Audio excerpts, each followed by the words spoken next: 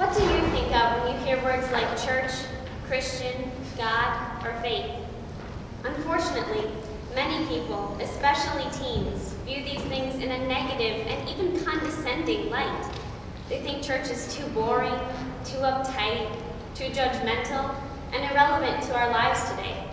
But in reality, church is a place of joy, friendship, forgiveness, and fun, and is totally relevant. I am a Christian and proud to show it, but it hurts when I tell someone I was at youth group and they smirk, roll their eyes, and say, "Oh, that sucks." It makes me sad to know that others find something that is such an important part of my life to be worthless or boring. Media plays a large part in furthering this hurtful stereotype. In the movie Easy A, a couple of Christian girls are some of the meanest girls in school. They tell the main character that she is a slut and is going to hell. They exclude and look down upon everyone who does not go to church, acting like they are so much better than the rest. Movies like Easy A portray Christians as judgmental, shallow, hypocritical, and overbearing. Some Christians are like this, but so are many people who are not Christian. I know for a fact that people in my youth group would never be that rude to someone.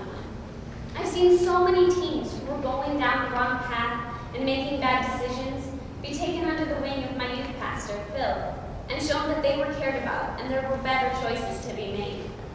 Even if those youth continue making bad decisions, Phil still cares about them and doesn't give up. Just like God would never forsake someone or ever stop loving them. The Bible teaches that all Christians should be kind, caring, and loving. So why do people think of Christians as aloof and exclusive? Unfortunately, there's a tiny bit of truth in that.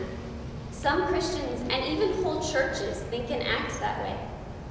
Westboro Baptist Church in Topeka, Kansas is one of the most extreme examples of this. They are a church and organization that believes that all of the world's problems are God's punishments to mankind for condoning gay and lesbian relationships. Their website is godhatesfags.com and is one of the most hateful and offensive things that I have ever read. Christians should not act in this hurtful and demeaning way, and most of them don't. But even so, those well-publicized and extreme people and groups cause many people to think that many more Christians act like that. Romans 15:7 says, "Wherefore accept one another, just as Christ has accepted us into the glory of God." Most Christians try to do this and other good and kind things taught in the Bible. But people like those of Westboro give typical Christians a poor reputation that they did not earn and do not deserve. Another misconception about church is that it is boring, uptight, and irrelevant. I could not disagree more. Every Wednesday night, my youth group plays games and worships together. Two of our favorite games are Extreme Monkey in the Middle and Trash Can. You've probably heard of Monkey in the Middle, where one person is the monkey and everyone else stands around and throws the ball around to keep it away from the monkey. Extreme Monkey in the Middle is the same, but with a twist.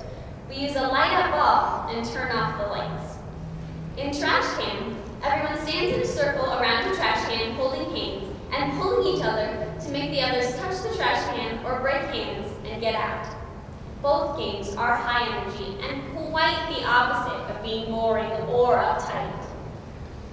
I also learn a lot and grow as a person and a Christian in small groups, Bible study, and worship. My faith is what keeps me going through times of stress, hurt, sadness, and anger. There is no greater comfort for me than knowing there is a huge and powerful God who cares about me so much that he came to earth as a helpless baby and died an innocent rebel so that I could be forgiven. Knowing that I am created and loved by such an amazing God gives me the strength and confidence I need to carry on through tough times and always strive to do what is right. Being a teenager is stressful. There are so many responsibilities, peer pressures, activities, and expectations thrown at us. What if everyone had the confidence and comfort that I have from my faith? There'd be less teenage suicide and crime, and they'd be happier, healthier people. I'm not saying that everyone should believe exactly what I do, but I do know that faith in God has the power to help and guide, making it totally relevant to my life, as well as the lives of many others. On my first high school mission trip in 2009, I was on a team with 5 other girls and 1 adult, running a kids camp for kids at a recently flooded elementary school to get them back together after being apart while their school was being mucked out and refurbished. There was one boy in particular whose life I think we touched. He was 8 years old and very quiet. He sat by himself in a corner and didn't participate in activities. But by the end of the week, we got him to open up a little bit. He told us that he lived with his grandma and his sister wasn't allowed to live with his mom anymore. And he didn't even know if he would ever see his sister again. It was heart-wrenching to see such a little boy having to deal with so much hurt and trouble. But we talked to and comforted him as much as we could, telling him that God loved him, his mom, his grandma, and his sister, and that he would see her again someday. By the end of the week, he was a new kid. He did the crafts, talked to us, and even laughed a time or two. It was amazing to see what a difference God could make in the life of this child. I've been on 5 of these mission trips and can honestly say they were all amazing experiences and undoubtedly relevant to my life, as well as the lives of those that we met and helped. Some of you are probably Christian, and some of you aren't. So for those of you that are, be careful what you say and do. Don't be like those girls in Easy A or the members of Westboro Baptist. Be the kind, caring, and loving Christians that we are called to be. And don't let hurtful stereotypes define who you are. For those of you that aren't Christian, next time you find yourself thinking that we're boring, uptight, judgmental, or irrelevant, stop and think about it. Is it really all Christians who are like that, or just a few that turn your head?